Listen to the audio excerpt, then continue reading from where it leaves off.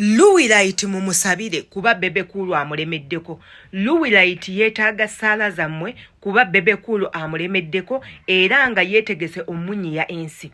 Bebe Cool bulijjo yeegaana okuba emabega w'okuteeka Luwilight emabega w'emitayimbwa. Era nga bagezezzaako nnyo abantu bangi nnyo teekako ne baneeno abakolaakola obutambi obutambula ku mikutu gya social media bamutuukiridde ne bamubuuza oba yali emabega w'okuteeka Luwilight mu kkomera. Bebe Cool n'abagamba si yeye, wabula olunaku lw'ejjo yavuddeyo n'ayogerako eri eggwanga n'agamba omwana oyo nze sikyalina kyammukolera olw'ensonga omusango gwe gwavudde mu ngalo zange guli mu kkooti yansi yonna. Kkooti yeeyina okusalawo oba emuyimbula oba emuggalira.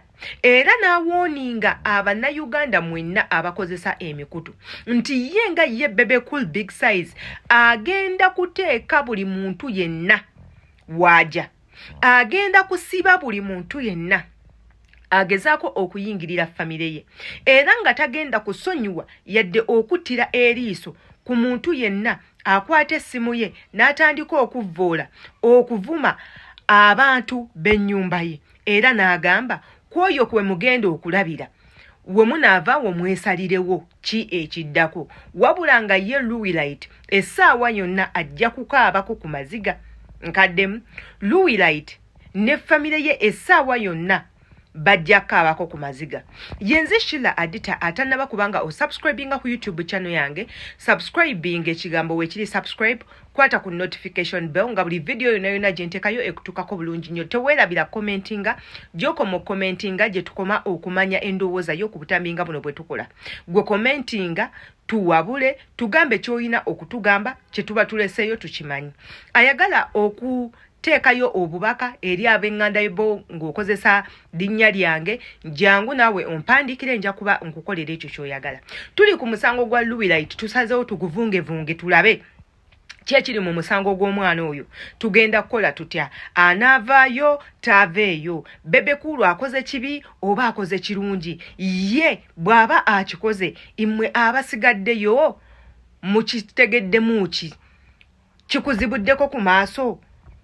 Muyina kye muyizeemu oba musigadde mitwe ddibotta, musigadde mitwe mikalu?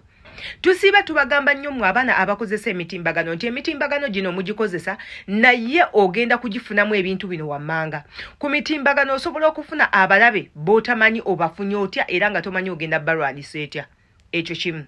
Ku mutimbagano osobola okuttibwa nti gy'okoma okukola obutambi obuvoola abantu oba obutambi obuwaana ennyo abantu banyiiga. Omuntu n'afuna obusungu ku mutima nga tolina ky'omukoze, era nga ye agamba waafuna omukisa gwonna okusisinkana asobola okukola ky'ayagala. Ekyo kyakubiri.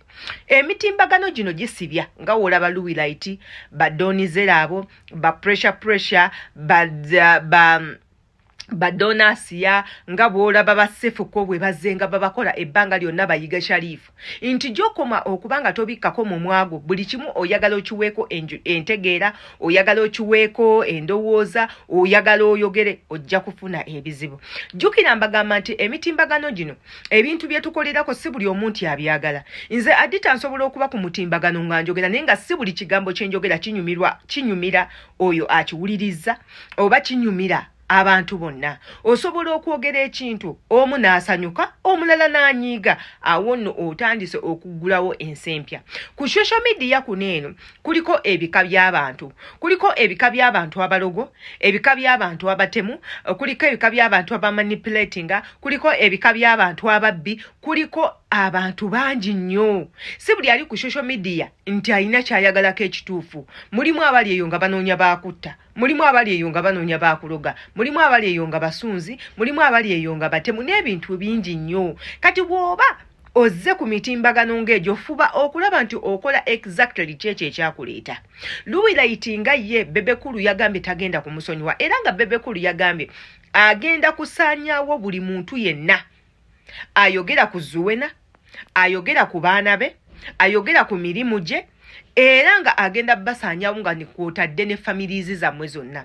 Bw'agamba families zammwe ategeeza ki? Mwe muli abazadde abakuzaala, ab'eŋŋanda zo, n'abo abantu abakuyinako akalandira. Nti amanyi nti waakwata Adita taata wange agenda kulumwa, baganda bange bagenda kulumwa, bagenda kukaaba, bagenda ofuna ebirwadde n'ebintuntu ebirala.